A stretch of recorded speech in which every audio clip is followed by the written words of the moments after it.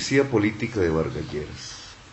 Después de una multa por 80 millones de dólares que me impuso arbitrariamente la Contraloría de Bogotá por no subir las tarifas de Transmilenio, las que ustedes les cobran todos los días, y ahora que ha sido admitida la demanda contra esa decisión por el Tribunal Administrativo de Cundinamarca, se propone el Contralor de Bogotá, Juan Carlos Granados, exgobernador de Cambio Radical de Boyacá, imponerme una multa por más de 230 millones de dólares. Además de embargar mis bienes, que no eran sino 2 cuentas de banco sin fondos que tenía desde hacía más de 30 años, y de impedirme laborar en mi país, el Contralor Granados ha embargado los bienes del secretario de Hacienda Ricardo Bonilla, gran profesor de Economía de la Universidad Nacional, de Aldo Cadena, un rancho de paja en el Magdalena, y del actual alcalde de Ibagué y secretario de Salud de Bogotá Humana, Guillermo Alfonso Jaramillo, que eran 3 hectáreas de tierra. Se trata de una labor sistemática de persecución contra los dirigentes del progresismo, hecha desde un aparato administrativo del Estado usado como fortín de la clase política corrupta de la capital y de Vargas Lleras, mi oponente hacia la presidencia de la República. En su actividad de embargo y de incautación de bienes, como lo hacía el viejo Partido Conservador contra los liberales a principios del siglo XX, la policía política de Vargas Lleras se encuentra sorprendida. Entre más sube en la jerarquía de funcionarios de la Bogotá Humana, menos bienes tienen. ¿Qué sucedería si esos embargos se hicieran contra la familia Uribe, los dirigentes uribistas o los de Cambio Radical, incluida la familia de Vargas Lleras? Para lograr tamaño desatino, el Contralor Granados, con varios procesos en la Fiscalía por corrupción, ha quebrantado la ley varias veces. En primer lugar, cuestiona mis decisiones expresadas a través de mi decreto tarifario o las tomadas conjuntamente en la Junta Directiva de la EBE, Empresa de Energía de Bogotá, cuando son asuntos que no me convierten en sujeto fiscal, bajo la competencia de su investigación, ni están contempladas en la ley que regla el control fiscal en Colombia. Sabedor de ese prevaricato, el Contralor Granados excusa su actuación asimilando para sus procesos administrativos las presunciones de causa grave que se encuentran en la ley de la acción judicial de repetición. Y discúlpenme un poco este acercamiento técnico jurídico al problema, olvidando que ese proceso, el de la acción judicial de repetición, está reservado exclusivamente para los jueces, goza de todas las garantías de los procesos judiciales y no puede ser asimilado por autoridades administrativas que no tienen ese poder de sanción. Las presunciones de culpa grave del proceso judicial de repetición son, según la ley, a. haber sido condenado penal o disciplinariamente por los hechos. Yo jamás he sido condenado ni penal ni disciplinariamente por los hechos que me investiga el Contralor. Y b. infringir flagrantemente la ley. Resulta que todos mis decretos hoy son completamente legales. Ninguna se produce de esas causas en mi conducta. Pero es así como logra multas tan altas, impagables para la vida de una persona común y corriente como usted o como yo, que no han sido impuestas a ningún colombiano, ni siquiera a aquellos condenados penalmente, ellos sí, por corrupción, como el caso de los empresarios de obras del cartel de la contratación o el alcalde Samuel Moreno. Las multas que me ha impuesto Granados son más altas que lo que pagaron a Colombia como indemnización por robarse Panamá, o las que pagó el gobierno alemán como indemnización por la Primera Guerra Mundial. Tamaño exabrupto se hace bajo el silencio de la prensa, cuyos directores en el fondo se complacen con las medidas. Ojalá saquen a Petro de la política y de la libre expresión en Colombia, dirán ellos. Bajo la inacción del presidente de la República y bajo la mirada del Contralor General de la Nación, que luego de estos exabruptos se extraña porque demandan el poder de su órgano administrativo para eliminar derechos políticos de los ciudadanos colombianos. Todos los tratados de derechos humanos internacionales, los que ha firmado Colombia, dicen que ninguna autoridad administrativa, léase del gobierno, léase de la política, puede quitarle los derechos políticos, que son derechos fundamentales en Colombia y son derechos humanos en el mundo, tal como lo hizo Alejandro Ordóñez en su momento. Mi decisión de construir una tarifa diferencial, que no es un subsidio, y de establecer el subsidio Sisbén, ese sí subsidio, permitió que 500.000 de personas de los estratos con menos capacidad de pago de Bogotá se subieran diariamente a un bus, cuando antes por razones económicas hacían largas jornadas a pie. Logró disminuir los tiempos promedios de movilidad de Bogotá y desacelerar el uso del carro y la moto, logrando una base de mayor sustentabilidad en la movilidad, objetivos todos que se proponen las ciudades modernas del mundo en el siglo XXI. Medidas que debían ser acompañadas de la construcción del metro y los tranvías, que el mismo Contralor Granados ha dejado suspender.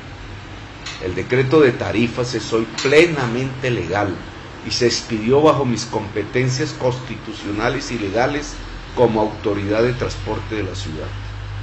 No solo el decreto de tarifas es legal, sino el del POT, el del aseo. Tenemos la paradoja imposible en un país democrático en donde se me multa y se me intenta quitar mis derechos políticos por medidas que expedí y que los jueces han declarado legales, o donde no han encontrado razones hasta el momento para declarar una ilegalidad de mis actuaciones. El proceso por el cual se compraron al grupo privado extranjero Citi sus acciones en TGI fue acompañado de la mejor asesoría técnica. La empresa que valoró las acciones, Sumatoria, es de la mayor experiencia y prestigio en Colombia en valoración de empresas. Sus dueños no tienen la más mínima afinidad ideológica o política conmigo, y yo me ceñía a su consejo técnico que mostraba que dicha operación sería la más rentable para la empresa de energía de Bogotá y por tanto para los intereses de Bogotá en por lo menos la última década. Y oigan, así fue. La rentabilidad esperada del 28% en el primer año, 2014, fue del 35%. En ese año logramos la primera repartición de dividendos por 600.000 millones de pesos y la transportadora de gas internacional TGI se convirtió en el mayor aportante de utilidades a la empresa de energía de Bogotá, desplazando a Codensa en ello. Convertí a TGI en la joya de la corona de la empresa de energía de Bogotá. Al contrario del detrimento patrimonial que pregona Granados, la empresa de energía de Bogotá duplicó su valor entre el 2011 y el 2015 de acuerdo al valor de las acciones en la Bolsa de Bogotá, lo cual significa un sustancial incremento del patrimonio de la ciudad de Bogotá. Sin embargo, por estos logros se me multará con 230 millones de dólares. Ni más ni menos demostré, 1, que se pueden comprar y volver más públicas las empresas, y 2, que las empresas públicas bien gerenciadas pueden ser más rentables que las privadas, como lo demostramos en el caso de la EB y de la ETB, si se compara con las acciones de las empresas privadas más grandes de Colombia en el mismo periodo, 2011-2015. Las acciones de ETB y de EB se comportaron mejor que las 20 empresas privadas más grandes de Colombia.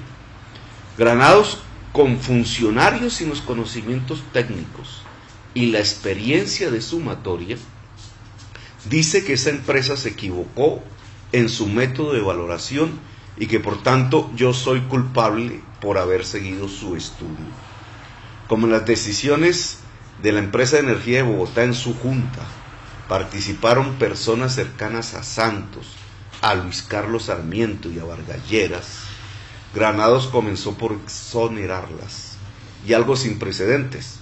La oferta con el precio exacto de la acción propuesta por la empresa de energía de Bogotá al grupo privado City se hizo cuando yo no era alcalde y el alcalde era Pardo. Sin embargo, a Pardo lo exoneró y a mí me acusó. Granados fue un gobernador de Boyacá con serios cuestionamientos de corrupción que el fiscal Néstor Humberto Martínez no investiga, dado que Granados es militante de Cambio Radical. Granados oficia como la policía política de Vargas Lleras y trata de debilitar la fuerza del progresismo y mi candidatura presidencial no por métodos democráticos, el de la confrontación de tesis y programas, sino con el método tradicional de la oligarquía, la eliminación del rival. Completo año y medio de casi absoluto bloqueo económico, sin ingresos excepto algunas conferencias. Mi familia ha podido apenas resistir, mis hijos estudiar. No tengo ni cuentas ni tarjetas, ni opción de empleo alguno. De no ser por los apoyos de simpatizantes en el país que me han permitido que me pueda mantener en Colombia, mi familia tendría vulnerada las condiciones mínimas de su existencia física. Gracias al apoyo de personas humildes y trabajadoras en todo el país, puedo mantener erguida la bandera progresista.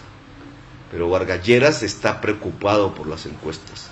No entiende del porqué de su fortaleza y agudiza su represión a través de su policía política enquistada en órganos del Estado contra la dirigencia progresista y contra mí.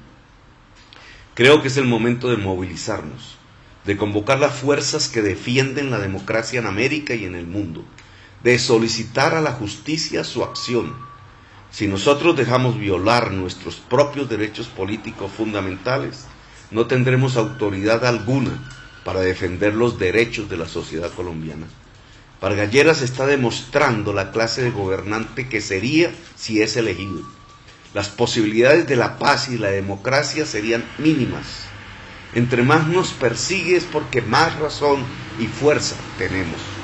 Saben que fuerzas importantes del pueblo nos acompañan y que éstas crecen. Les da enorme temor perder los privilegios que han utilizado para el enriquecimiento ilegal de una clase política que ya no es capaz de gobernar a Colombia. Las acciones de la Contraloría no nos inhabilitan ni para inscribirnos ni para ejercer el cargo de presidente de la República. Si lo hacen, tendrían que cambiar la Constitución y la ley. Las inhabilidades para ser presidente son taxativas y están descritas en la Constitución Nacional, en ningún otro texto. La deuda fiscal no aparece en ellas, pero con esas acciones arbitrarias buscan construir en el imaginario ciudadano el que gobernamos mal o fuimos descuidados con los recursos del pueblo. Buscan ocultar que son ellos los que han dejado morir centenares de niños de hambre en La Guajira, que han entregado territorios completos a las mafias de la corrupción y del narcotráfico, que dilapidaron miles de millones de dólares de las regalías petroleras y de la renta petrolera en negocios como los de Reficar, las concesiones 4G con sus contratistas de siempre, Odebrecht, Sarmiento, Solarte, que usufructúan el negocio de los recaudos de transporte, del saneamiento básico, con protección de otro de sus integrantes de su policía política, el señor Robledo de la Superintendencia de Industria y Comercio, que entregaron con procedimientos corruptos y contra el interés general de la nación y de los colombianos, Isagen y Café Salud, el agua y la salud. La policía política de esa corrupción es la que nos persigue. Tenemos la conciencia tranquila, pero la gravedad de su acción nos demuestra que no tenemos más opción que ganar. Gracias por haberme escuchado, espero puedan reproducir este mensaje.